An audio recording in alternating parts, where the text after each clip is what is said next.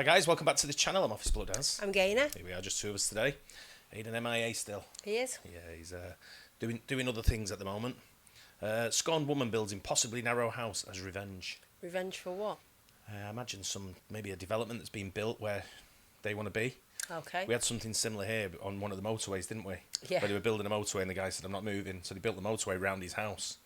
So on the M62. I seen one the other day as well where it was an older woman who refused to move, and she's just sold now for 1.3 million. Yeah, depends what they're worth there. But let's see. This one is Scorned woman builds impossibly narrow house as revenge. Some homes are legendary because of their scandalous history. In fact, one of the most iconic homes that you've probably already heard of was the inspiration for the movie Up. Famously, the owner, Edith Macefield, refused to sell to a huge developer who ended up constructing a building around her home. Unfortunately, Edith's home has fallen into disrepair over the last 20 years since her passing, but it still stands, and for some, it's a symbol of strength, and for others, it's a symbol of stubbornness. But it got me thinking about other homes that are built around some type of emotion. So today, we're gonna go visit the famous Seattle Spite House. Hi, Rob. Hey, Jenna, great to meet you. Yeah, thanks for meeting me here Absolutely. to take me through this unique home. Yeah, it's the Montlake Spite House. Yeah, so this is I'm guessing, the thin end of the home? This is the small end of the house, so this is 55 inches wide here. Wow. It's smaller than my arms. This was the original home. It's been remodeled since then, and then this is the Spite House that's built in front of it way back when. So the history of the Spite House is really interesting. It was built in 1925, so we're celebrating its 100th birthday anniversary this year as well. And it is just a gem in Montlake. Apparently, it was a divorce settlement, not actually pleasing to the woman. The house to the right of the Spite House was the original property owner, and they got a divorce, and the judge gave the front lot to the wife, and she was like, what am I going to do with that? That's not large enough to build a house on, you know? And she did, though. She built a house out of spite, and it did block the view of her husband's house, and that's why I got the name Spite House. Yeah, back 100 years ago, the house next door to the east was a single-story house, much smaller, so this was dwarfing that house. And on the outside, rather than all the traffic we have today, it was the trolley, and so that was blocking the view of the trolley. All right, well, I can't wait to see the inside. Let's check it yeah, out. Let's go in. It's mad what people do for spite, though, isn't it? Yeah. With things like that. Obviously, they're not just blocking the whole. But this was like 100 years ago. I know. It's like people were doing it back Yeah, then, no. even on this level. But it's like pettiness. He's like, that's just like, you can have this. What we're going to do? I'm going to build a little piece of cake house. Yeah. That's right in front of your window that you can every to day. piss you And off. I'm not going to live there.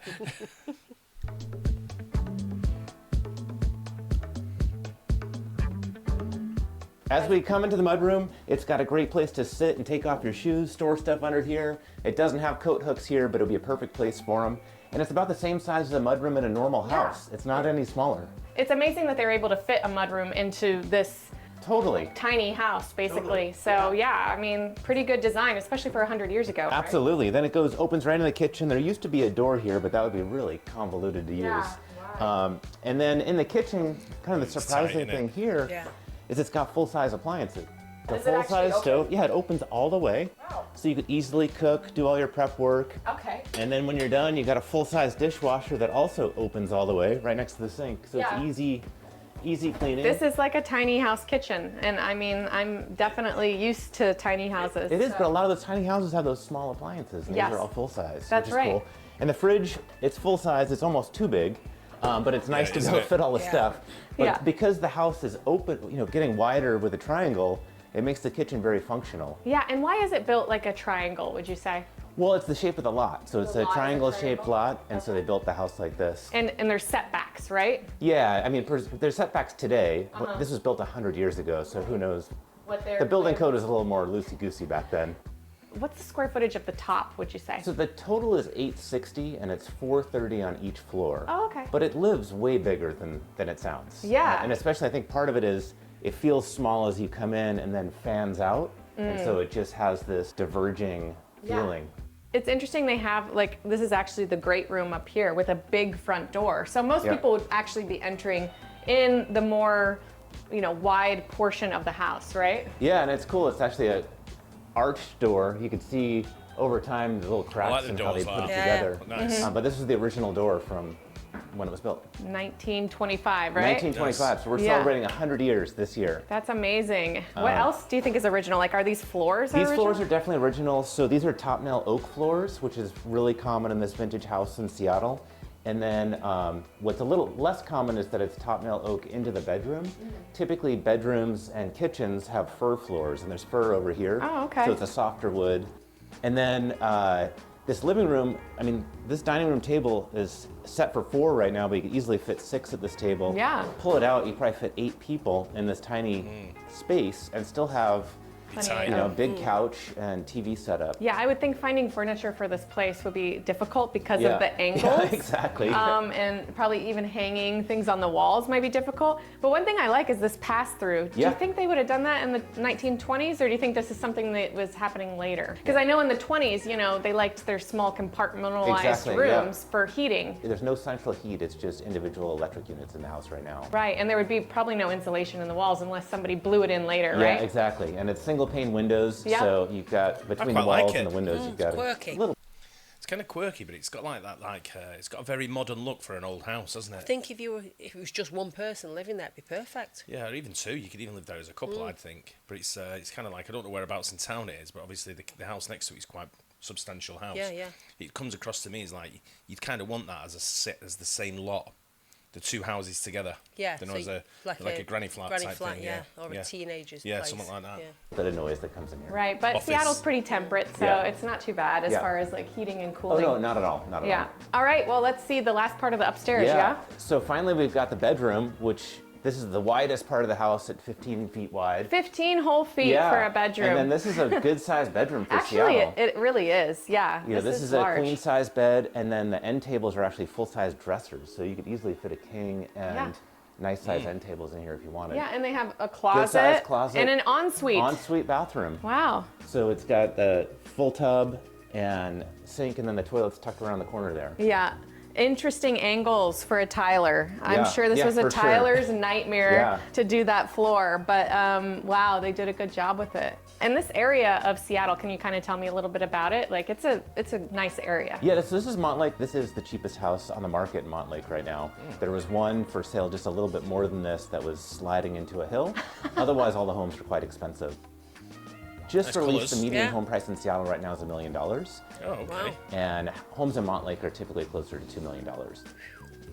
It's a really Nice amazing neighborhood there. location because University of Washington is just across the Montlake Bridge.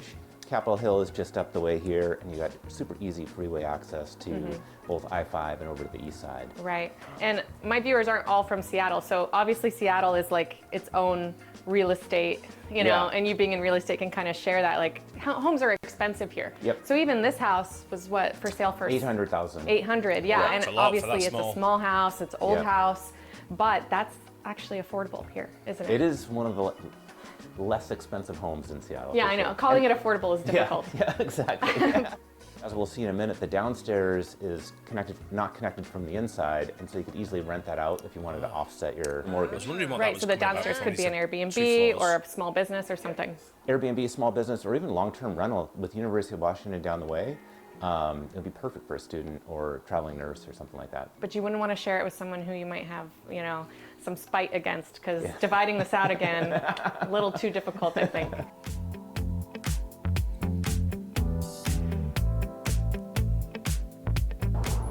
All right, now we're in the lower level.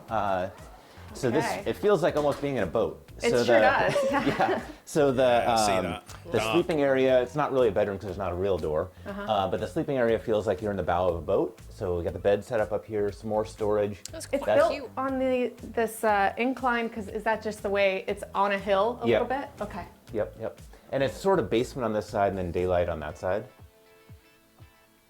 So how tall is this area, would you So say? this is about 6'4" Okay. in here, and then behind there is storage, which is underneath that mudroom we came into. Tiny bit. Okay. Yeah. So this is sort of bedroom area, and then we got the step down, and then living area. So this is sort of below the living area from upstairs, a Right. little bit smaller setup, but still a decent size. Yeah. No kitchen down here. You could put one in, though, Yeah, you I could put a little suppose. kitchenette or What they have set up, as they use this as a studio, is just a little coffee station. Yeah. So kind of more hotel-like.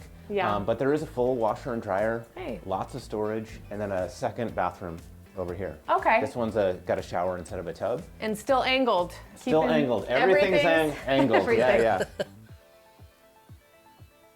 So these doors, that's really interesting. Tell me about what Yeah, that so is. this is the aren't they? original Yeah. carriage doors. So this was originally the carriage house garage. Right. Yeah, so things were a lot different 100 years ago. Exactly. So they could have had a carriage parked in here. They could have had a Model T parked in here. And then ultimately, when it got renovated down here, they made it living space. Maybe this part was not living space, and that was. Right. We don't know for sure. Yeah. But these were the original doors. They got refinished, and And you can exit they this way as open well. all the way up. Awesome. And then you can see the widest part of the house at 15 feet. Yeah, let's see. Let's use our bodies to measure again, just Yeah. like you did on the other end. Yeah. Okay. So we can put our arms out, and we can almost get to the end. So we're a Almost the other couple end. I'm a feet. little short, so that makes sense. Okay, well, thank you so much for giving me a thank you. tour. Thanks for coming yeah, over. I appreciate it. So Yeah. it's really fun to see a house that has so much history in Seattle. Yeah. You know, this is the house that probably all the neighbors talk about all the time. Yeah, it is an iconic house. Yeah. And as Susan will tell you, she Yeah. lives in the neighborhood, so she has the good stories there. Actually, the neighbors in Montlake really enjoy having this home here. We walk by it to the coffee shops, to the library, to the bike shop, to UW, and they're like, "Oh yeah, that's the Spite House." Ever since I've lived here, I've Spite pointed it out House. to everyone, like, "Oh, there's the Montlake Spite House." So we hold it as a gem in the area, and anybody that owns the Spite House, we kind of consider them a steward for the home. What will happen to the Okay. Montlake Spite House? Well, there's a development edging in just 1 block away, so it could be that the new owner will receive an offer to sell pretty soon. But on the other hand, they might go the up house route and refuse. After all, the home is already proven to have quite a backbone when it comes to standing up to bullies. So what would you do if you were approached by a development to buy out your house and level it? Would you take the cash out, or would you make them build their walls around you? I think it's one of them. It's kind of a little bit of an iconic building, isn't it? There, Yeah. Be one of them. If they did sort of like change the whole development area and build like different things around there, they might want to keep that as like a bit of a historical sort of like house. Yeah, I know what you mean, but the way I'm thinking about it is it's a very expensive area.